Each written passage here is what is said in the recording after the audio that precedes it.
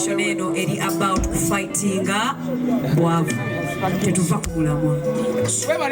Tetuva kugulamwa. Federation yaffe yajja kujjawo bwavu mu bayimbi. Yes. Naye nga leero banange omukulembeze waffe taliyo Edikezo.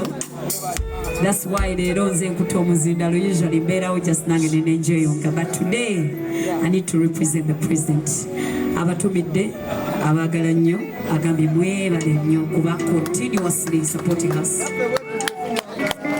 Yes. Inshallah ali mu kkubo akomawo era next Tuesday mujja bamulaba inshallah. Leero twagala lwaki tuyimiridde ku stage eno leero ffenna twagala ku celebrating the one, the main man in the DJing life, the man that I used to take my music to. Wali kuzaina bucket. Hawa neno twamutwaliranga music man wali kuzaina bucket. Emisana n'omwegayirira n'omugamba Shiru man. Weyefetemeka ekironzi gye mu ssuuko nkuba kayimba. The boss. And he's still the boss. He never changed. This man does not drink. This man does not smoke. This man is talented. This man loves. This man, meanwhile, to play your music does not ask for money. He will play your music because this man is beautiful, man. This man is beautiful. Stand up. Let's show some respect for the baddest to the baddest. DJ Shiru. Why Simba? Vice President. Vice President. When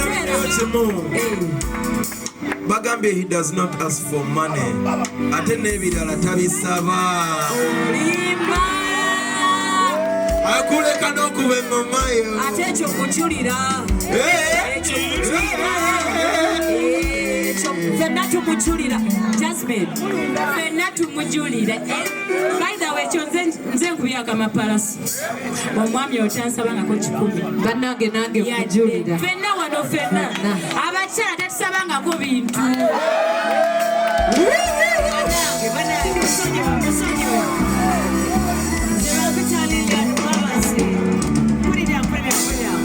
Put it down. Hey, guys, my name is Lilian Babazi. Fetwata became a Blue 3 a long time ago. Nayomo Sajo Yogobaita DJ Shiru. From that time till today. Tukweyanza for promoting music in Uganda, for playing our music with a good heart, with one heart, with respect. So, Banage, everybody, let's give it up for DJ Shiru.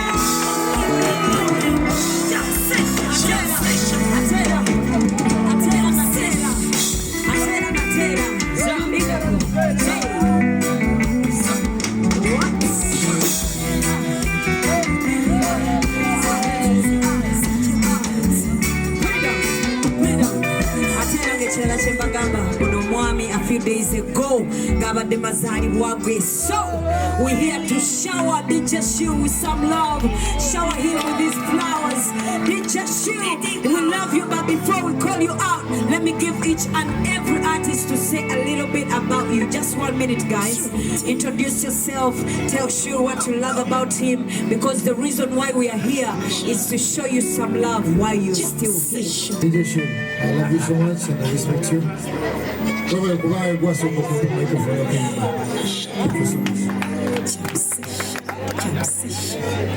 DJ Shiru, I said what I said, you are the man. Honestly, if we are given a few seconds, we won't say everything we want to say about DJ Shiru. Zenganze Lydia Jasmine, Sisola na kuogera ya dinade. I will talk the whole night. I would just say we love you so much, we respect you so much. Banange chenayo gede manyi bana mabe bagena chifronting ekyokusaba it might not have happened with me or with Shiba or with Lillian or abali wano. Naye abayimbi abawala bangi bali eyo abato. Budije bubasumu. Yeah, that's the truth. So DJ Shiru, with my experience and a lot of us, abali wana abakyala basinga, we have one thing in common. Tachirine ekintu ekyo akalulu bannange nenga. That means n'abawala nga ffe abagala okuba basita bali eyo wansi bami. It means nabo abatreatinga bwatyo. So we respect you so much. We love you. And that is the reason why you are a legend. You are a legend. Nze nakolako ne ba radio nga sinaba kutandika kuyimba DJ Shiru yalinga kwali paka kati. Ani omulala okitegeera Lillian mujulizi wange. Nsabya good life. Shiba, you know. Up to now, DJ Shiru still stands as a big brand. We love you. We respect you so much. All of you know to mufulumya akayimba. You will find DJ Shiru ngakatadde mu stories yakutaginze wano ku Snapchat buli wamu akakuba wano na wali. You know, for me, I see that everywhere. Sikunze nzeka. Because I'm not self-centered. We love you so much. May God bless you. For us as the federation, we are here to show, to give people their flowers. We are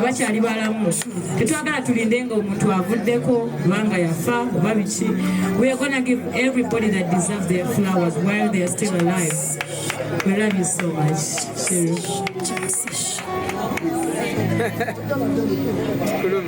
Sebo Shiru nedoza nibwe sisembera ndi mukazi muwango ndaba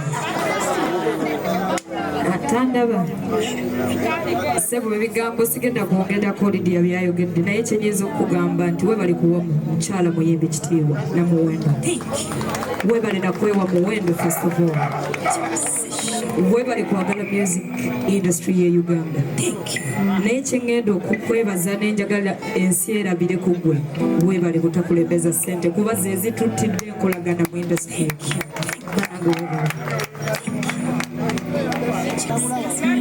bannange DJ wange okimanyi gwe wandeese sikyo tuvudde wala ekimbeewo tulasambagala amba wankuba nonyiya abantu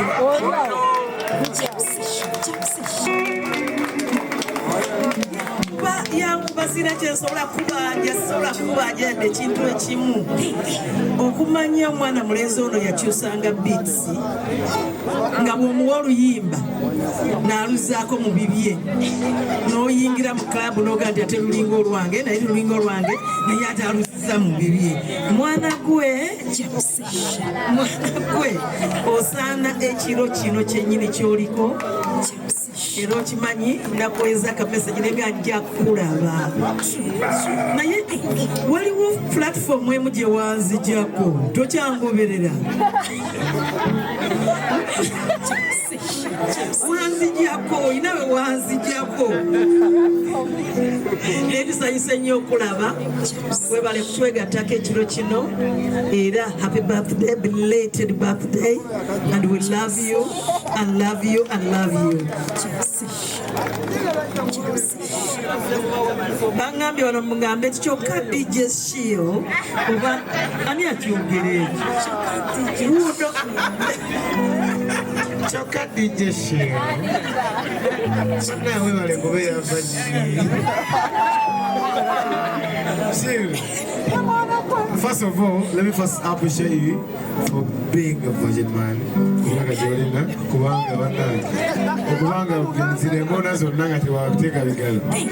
such a man. Me, I have a lot to say about DJ Shiru. DJ Shiru, he has been a father to me in Kuvanga, these streets. He used to find me in Nampayo Champayo and this street boy, you get me? So I want to appreciate DJ Shiru. Saja wambwa muna ye, still, mwembwa wela akulekelea kagamba kakutwala maso. So people like that, yeah, trust me, they're good people. And Shiru, he welcomed me in the industry. Nangama bro, we've done a good song. Bulijo change jagala. Bulijo kugoba kubanga jagala okolo luyimba weruti. So when I did it, he told me that he opened up for me. So DJ Shiru, respect. I don't want to say a lot, but I respect more life. Listen,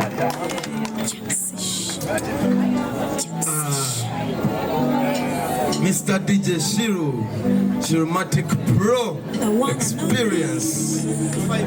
Okuva from Wilson Road, Butwava kwa Ivory Plaza, and the legacy started. And it never stopped. Sichangu muntu kuma mutindo banga lyonna.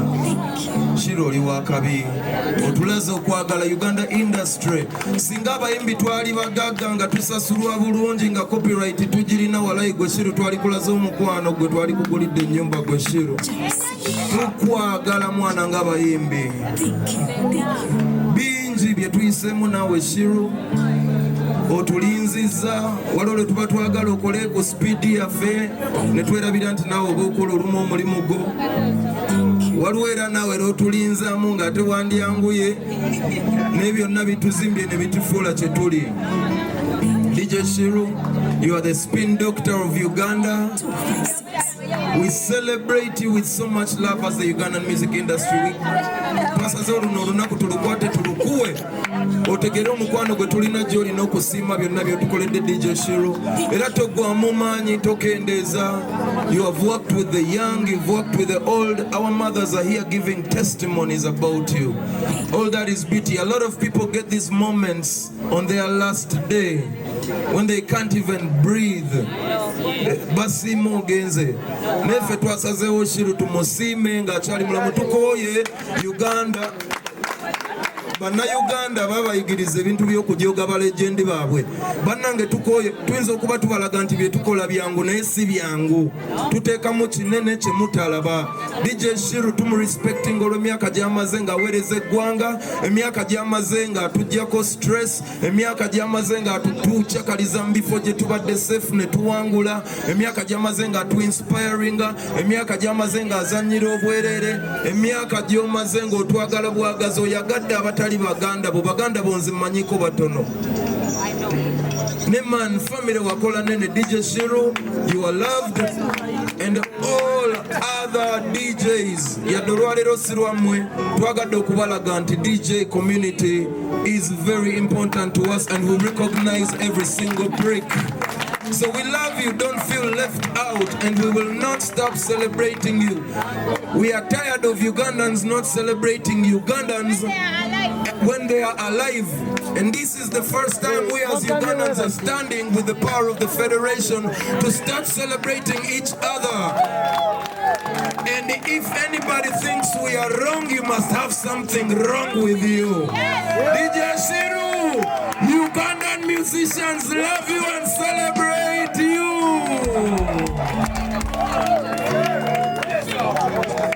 I greet you in the name of His Majesty Selassie, the conquering Lion of Judah. Yes, This is Rasta Jazz from Barara. Mwana Shiru. Sesina kina mwogera kwa chibanyi nti abyembalala tukwagala.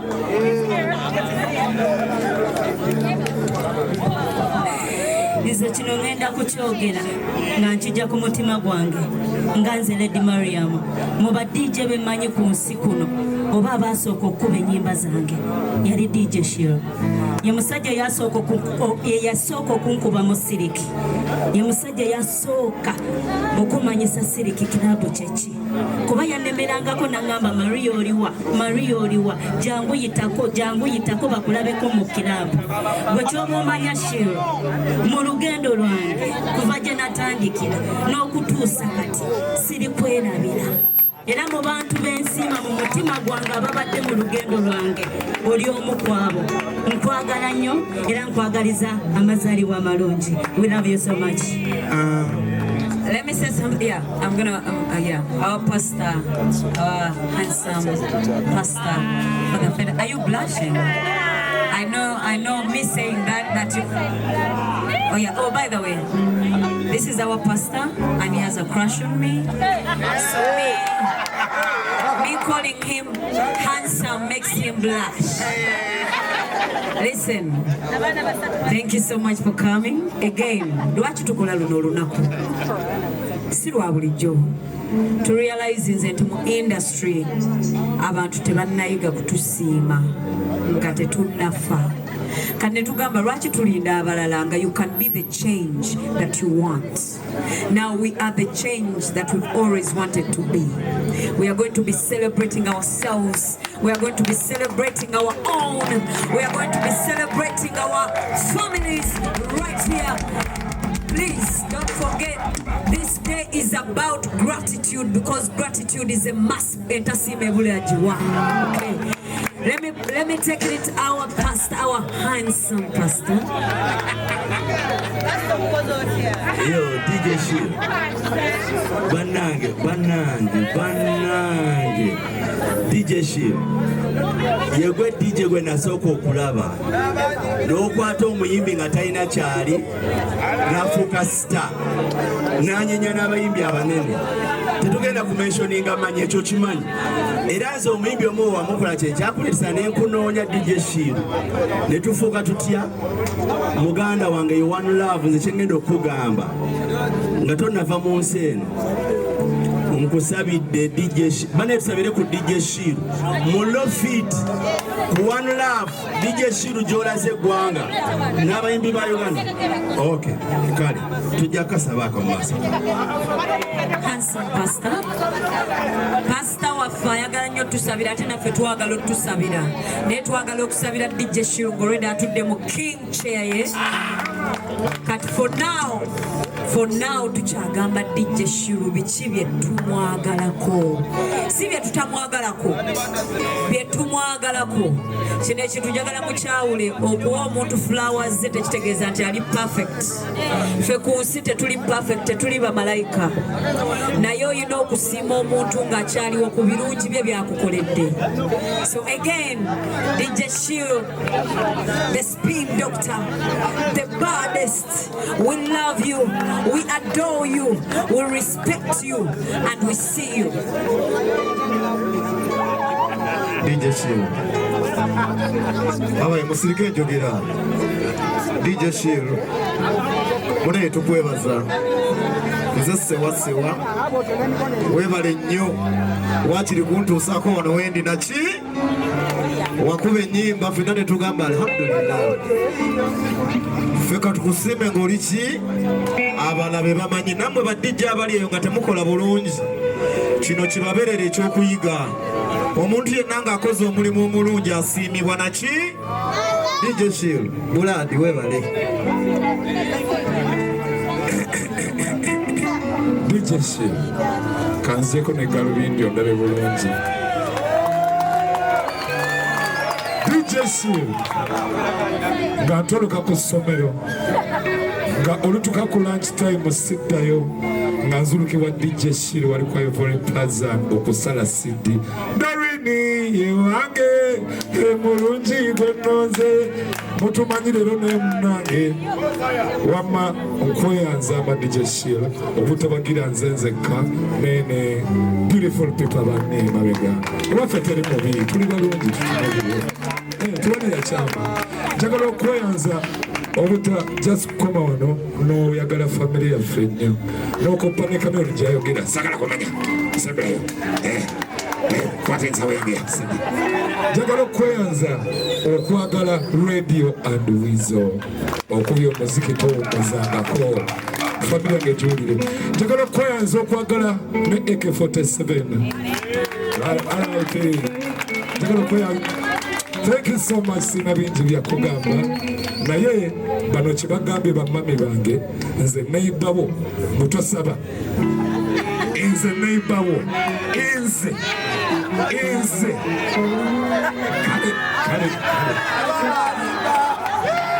oli mutitizi byogere DJ Shiru ze bapitani okudesayira awazijukira bwe nali nkola video y'akayimba kange akobadde okimanyi baserebo bansumbuwa nnyo naye gwe wannyanguyiza obulamu nanoonya abayimbi bonna ne mbafuna be nasobola ne nnoonya bavijje ne mbafuna ne nnoonya bannamawulire ne mbafuna bwe natuuka ku ba DJ essimu yange wajaniriza era wandagirira we wali bambi n'obeera mu video yange weebali nnyo weebalire ddala ate ne video twakoma gibeeramu ate n'ogikuba n'ogikubira ddala so weebale nnyo weebalire ddala.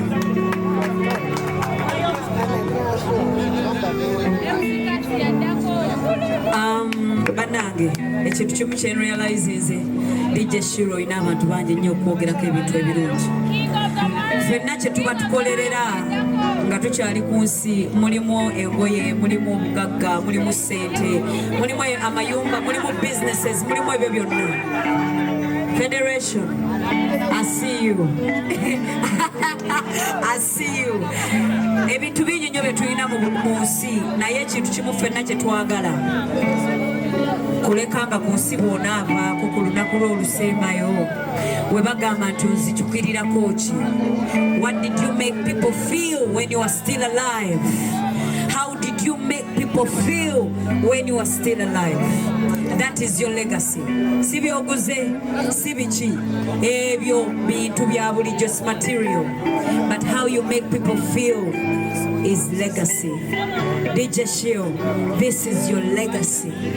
How you made us feel is your legacy. Tetumanyi byokoze mu music, naye tuyinza okugamba kyokoledde abali mu music n'ebyo tukoze.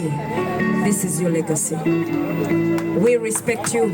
MC Cuts. MC Cuts. Era nga MC Cuts watudde ne munne abantu abalwaniridde industry for quite some time. Nga bwe tugambye tetuli perfect, bwe tugamba ebintu byonna mujjukire tetuli perfect, tetuli bamalayika. Shout out to you MC Cuts. There is a day we're gonna be here celebrating you, I promise you. Yes, because you also deserve to be celebrated. Yo, big up on your show, you don't know.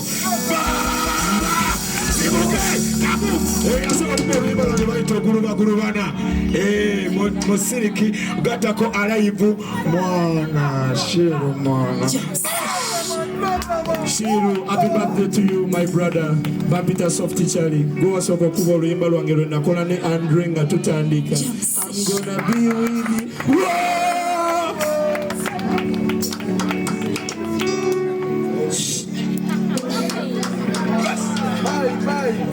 I know. Me are the fireborn lock beat. I'm the only man who can do rugged thing. You say what? Even out of my can't be alone. Lock beat. I'm the father. I'm the black man who would have sweat money. So when I get DJ Shiru sinate mwongera kona yeye musajja eyasoko kumatiro beat ragamuffin wa tabu. Era nze DJ Shiru omusajja yamukwasa bamuyita Rota DJ yali muganda we. Enga respect is on as the DJ Shiru. Aina one love, one heart, one everything. Federation jebazaako kimoti ezuula ekiri baka wano wekiri. Bless her, bless way. Sure. SHIRU DJ Shiru. Woman make representing to the fullest. Mwebale kujja mubungi. This is how we do it. Badaga DJ Shiru yampo mukisa wali wakayimba bagabo. Oba. Jekube DJ we run up the thing. The katuka zile we dance to the thing. Jekube baby we run up the thing. Badaga DJ Shiru happy birthday. Celebration. Woman make it do Obutabatega Kibattu. Yo, I believe Mpako the King representing a DJ Shiru. Respect. Yeah, thanks for giving a challenge. DJ Shiru nze kyaliwo ontegeera yasooka okumpa show ya Mujamaika n'enkuba endongo yampa ku Mr. Vegas. DJ Shiru era sikomye ku nzikyawo twerabemu. What's up, DJ Shiru? It's your girl Rachel K. Thank you. It's your girl. I think you still owe me ice cream. We have an ice cream date that we need to make happen.